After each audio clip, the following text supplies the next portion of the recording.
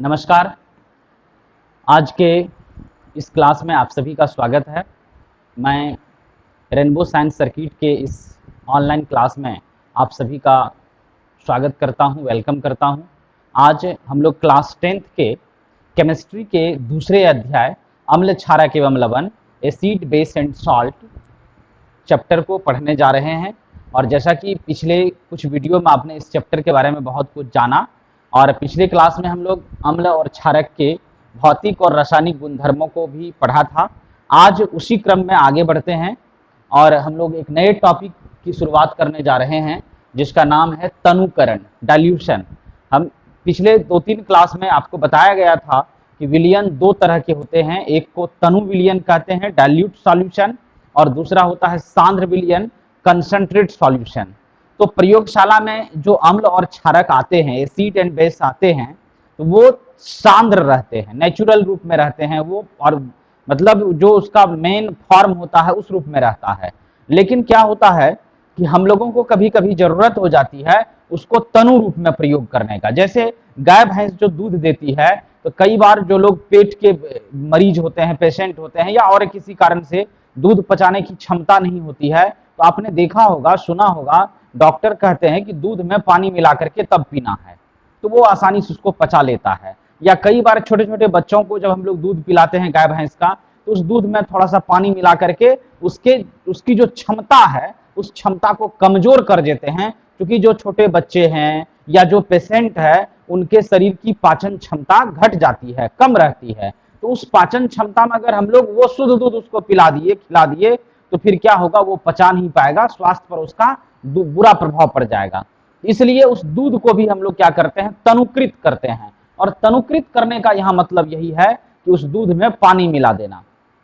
तो उसी तरह से अम्ल और क्षारक को भी तनुकृत करने की आवश्यकता होती है, और आज उसी से जुड़ा हुआ ये टॉपिक है, तनुकरण, डाइल्यूशन। आप परिभाषा देखिए, अम्ल एवं क्षारक में जल मिलाकर आयन की सांद्रता को कम करने की प्रक्रिया को तनुकरण कहते हैं।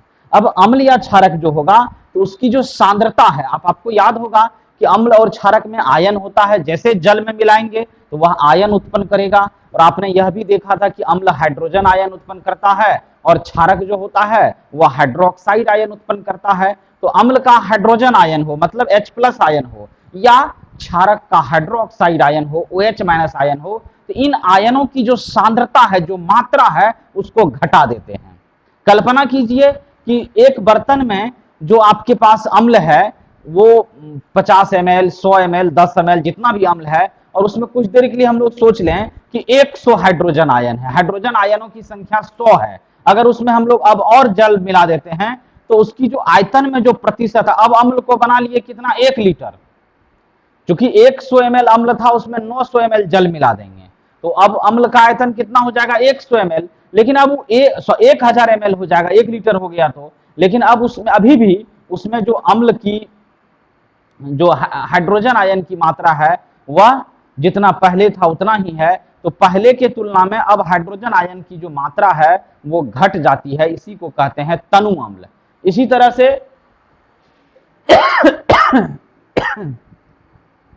क्षारक को भी हम लोग तनु बनाते हैं। तो क्षारक में जो हाइड्रोक्साइड आयन होता है, तो उसकी मात्रा को कम करने के लिए क्षारक में क्या करते हैं, जल मिला देते हैं। तो परिभाषा को समझिए, अम्ल एवं क्षारक में जल मिलाकर आयन की सांद्रता को कम करने की प्रक्रिया को, कम करने के प्रोसेस को ही तनुकरण कहते हैं, डाइल्यूशन कहते हैं। अब देखिए यहाँ एक और बहुत रोचक बात है कि जब आपको अम्ल या क्षारक को जल के साथ मिलाना होगा तो याद रखना है, जैसे अम्ल या क्षारक जल से अभिक्रिया करती है तो यह अभिक्रिया अत्यंत उष्माक्षेपी होती है, एक्सोथर्मिक होता है, मतलब बहुत ज्यादा उष्मा निकलती है, हीट निकलता है। देखिए उसी बात को लिखा गया है कि जल के साथ अम्ल या क्षारक की अभिक्रिया अत्यंत उष्माक्षेपी होती है। इसलिए अम्ल को तनुकृत करते समय यह अनुशंसित किया जाता है कि अम्ल को धीरे धीरे जल में मिलाना चाहिए, न कि जल को अम्ल में। ये बहुत गौर करने वाली बात है, इसको आप खूब ध्यान से समझिए, गौर कीजिए कि जब आपको कभी अम्ल को तनुकृत करना होगा, मतलब अम्ल में जल मिलाना होगा या क्षारक में जल मिलाना होगा, तो इसी क्रिया को तनुकरण कहते हैं। लेकिन खास करके जब अम्ल का तनुकरण होने लगता है तो वहां ऐसा निर्देश दिया जाता है। अनुशंसित का मतलब हो गया निर्देश देना, ऐसी अनुशंसा की जाती है, ऐसी सलाह दी जाती है आपको कि कभी भी आप अम्ल में जल नहीं मिलाइए। तब क्या कीजिए कि जल में धीरे धीरे अम्ल मिलाइए। अब आप कहेंगे कि अम्ल में जल मिलावे कि जल में अम्ल मिलावे, तो इससे क्या फर्क पड़ता है? फर्क पड़ता है। जैसे सोचिए कि आपके पास एक बर्तन में 1 लीटर दूध है और दूसरे बर्तन में 1 लीटर पानी है, दोनों को मिला करके 2 लीटर कर लेना है आयतन को, वॉल्यूम को। तो यहां तो सीधी सी बात है, आप कहेंगे सर दूध में पानी को डाल दीजिए या पानी में दूध को डाल दीजिए, दोनों मिल करके 2 लीटर बन जाएगा। ये तो दैनिक जीवन में हो जाती है बात, यहां तक सही है। लेकिन अगर हम लोग अम्ल को तनुकृत कर रहे हैं तो कभी भी आपको अम्ल में जल नहीं डालना है। मतलब जिस बर्तन में अम्ल है, ऐसा नहीं कि मान लीजिए 100 मिलीलीटर अगर हाइड्रोक्लोरिक अम्ल एक बीकर में आपको दिया गया है, तो ऐसा नहीं करना है कि 100 मिलीलीटर में अगर आपको 100 मिलीलीटर जल कहता है मिलाने के लिए, तो 100 मिलीलीटर जो अम्ल का बर्तन है उसमें आप 100 मिलीलीटर जल को सीधा नहीं डाल दीजिए। तब क्या करना है, जो जल वाला बर्तन है तो उस जल में धीरे धीरे अम्ल को मिलाइए।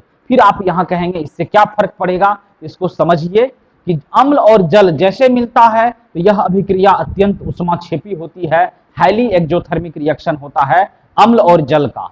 अब जैसे आप 100 मिलीलीटर अम्ल है तो अंदाजा कीजिए, जो लोग 9th क्लास में मोल कॉन्सेप्ट पढ़े होंगे तो उसमें अम्ल के, एसिड के कई अणु होंगे, कई परमाणु होंगे पदार्थों के। तो जब आप उसमें जल मिलाते हैं तो एसिड के जितने भी अणु हैं, अम्ल के, हाइड्रोक्लोरिक अम्ल या सल्फ्यूरिक अम्ल, जो भी अम्ल है उसके जितने अणु हैं सभी अणु जल से अभिक्रिया करने लगता है। और मान लेते हैं कि जितना अम्ल हम लोग लिए हैं उसमें 100 अणु है अम्ल के, हाइड्रोक्लोरिक अम्ल या नाइट्रिक अम्ल या सल्फ्यूरिक अम्ल के। तो जैसे आप उसमें जल देंगे, H2O देंगे उस अम्ल वाले बर्तन में, तो जितना अम्ल का अणु है सब अणु अभिक्रिया करेगा जल से। और जैसे सभी अणुओं की अभिक्रिया होगी तो सभी अणुओं से फिर उष्मा उत्पन्न होगा, जिसका परिणाम क्या होगा कि अचानक एकाएक बहुत अधिक उष्मा ऊर्जा मुक्त हो जाएगी। और जब किसी स्थान पर अचानक बहुत अधिक उष्मा ऊर्जा मुक्त होती है तो आपको पता होगा वहां विस्फोट होगा, टेम्परेचर बहुत ज्यादा बढ़ जाएगा, जिससे दुर्घटनाएं हो सकती है, परेशानी हो सकती है। और हम लोग लिखे हैं यहाँ कि मिश्रण जो है बाहर भी फेंक सकता है, निकल सकता है। और वो मिश्रण, अम्ल और जल वाला मिश्रण जब बाहर निकलेगा तो अम्ल के बारे में तो पढ़े थे कि इसमें कोरोसिव प्रॉपर्टी होता है, संक्षारक का गुण होता है। हमारे त्वचा पर पड़ गया, त्वचा को जला सकता है, कपड़े पर पड़ गया, कपड़े को जला सकता है, आंख में चला गया तो आंख को क्षति पहुंचा सकता है। इस तरह से, या फिर जिस बर्तन में आप, चूंकि प्रयोगशाला में जितने भी उपकरण प्रयोग किए जाते हैं, उपयोग में लाए जाते हैं, अधिकांश उपकरण कांच के, ग्लास के बने होते हैं, तो वो कांच का उपकरण बहुत ज्यादा हीट होने के कारण टूट सकता है, ब्रस्ट कर सकता है, जिससे दुर्घटना होने की संभावना रहती है। इसलिए जब भी आप अम्ल को तनुकृत करते हैं, डाइल्यूट करते हैं, तो कभी भी अम्ल में डायरेक्ट जल नहीं डालना चाहिए।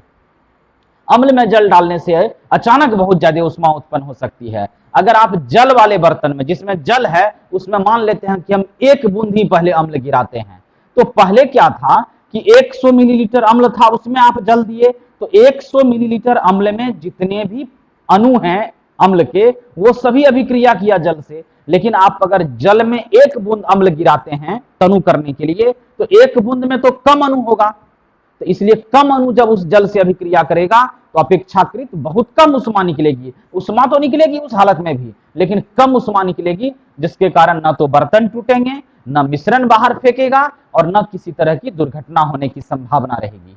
इस तरह से हमारा प्रयोग भी हो जाएगा, अम्ल तनुकृत भी हो जाएगा, और फिर किसी तरह की दुर्घटना भी नहीं होगी। तो यही कारण है कि जब भी अम्ल को तनुकृत करते हैं तो उसको क्या करना है, इस तरह की अनुशंसा की जाती है, ऐसा निर्देश दिया जाता है कि आप हमेशा अम्ल को धीरे धीरे जल में मिलाइए, अम्ल को धीरे धीरे जल में मिलाइए, जबकि जल को सीधे अम्ल में नहीं मिलाना चाहिए, ये हमारे लिए खतरनाक हो सकता है, हानिकारक हो सकता है। यही था तनुकरण और उससे जुड़ी हुई बात। आप अपने एनसीईआरटी बुक को देखेंगे, उसमें इस पर, इससे रिलेटेड कुछ क्वेश्चन भी आपको मिल सकता है, प्रश्न भी है कि इस तरह से ऐसा निर्देश दिया जाता है कि कभी भी अम्ल को सीधा जल में नहीं मिलाना चाहिए। अगर आपको अम्ल को तनुकृत करना है तो धीरे धीरे अम्ल को जल में मिलाइए, न कि जल को अम्ल में डालिए। इस तरह के और सारे प्रश्न हैं जिस पर हम लोग अब अगली क्लास में चर्चा करेंगे। आज का क्लास यहीं समाप्त करेंगे। उससे पहले 1 मिनट आप लोगों से एक रिक्वेस्ट होगा कि जो लोग लेट से क्लास ज्वाइन किए हैं, अभी तक चैनल को सब्सक्राइब नहीं किए हैं, उनसे रिक्वेस्ट है कि आप चैनल सब्सक्राइब करें, ताकि जैसे ही हमारा वीडियो अपलोड होगा तो आप तक नोटिफिकेशन जाएगा, आप तक सूचना पहुंच जाएगी और आपको कंटिन्यू हमारा क्लास मिलता रहेगा। और साथ ही थोड़ा सा, चूंकि ये जो ज्ञान हम लोग अर्जित कर रहे हैं इस माध्यम से, ऑनलाइन माध्यम से, और आप सभी जानते हैं, आप सभी समझदार हैं कि ज्ञान बांटने से कभी घटा नहीं है। इसलिए जो भी आपके दोस्त मित्र हों, साथी हों, संबंधी हो, वहां तक सूचना दीजिए कि ऑनलाइन माध्यम पर वैसे तो कई प्लेटफॉर्म है पढ़ने का, कई तरह से क्लास चलते हैं, लेकिन हमारा जो रेगुलर क्लास कंटिन्यू, आप एनसीईआरटी टेक्स्ट बुक निकाल के देखेंगे, एकदम स्टेप बाय स्टेप काम कर रहे हैं। थोड़ा सा धीरे काम हो रहा है, लेकिन स्टेप बाय स्टेप काम हो रहा है। तो इस तरह का क्लास आपको बहुत कम मिल पाता होगा, इसलिए आप आराम से अपने दोस्तों को और खुद भी इस क्लास से जुड़िए और अधिक से अधिक लाभ उठाइए। तो इसी उम्मीद के साथ कि आप सब खूब मन लगाकर पढ़ें और अपने दोस्तों मित्रों को भी पढ़ने के लिए प्रेरित करें। और जब क्लास पसंद आवे तो आप अंत में जब क्लास समाप्त होने लगे तो आप इस वीडियोज को लाइक भी अवश्य करें। उससे हम लोगों का मनोबल बढ़ता है, हमें लगता है कि नहीं, कुछ लोग देख रहे हैं, यही हमारा पुरस्कार है, यही हमारा प्रोत्साहन है। तो बस इसी के साथ आज का क्लास समाप्त करेंगे। आप सभी स्वस्थ रहिए, घर में रहिए। धन्यवाद।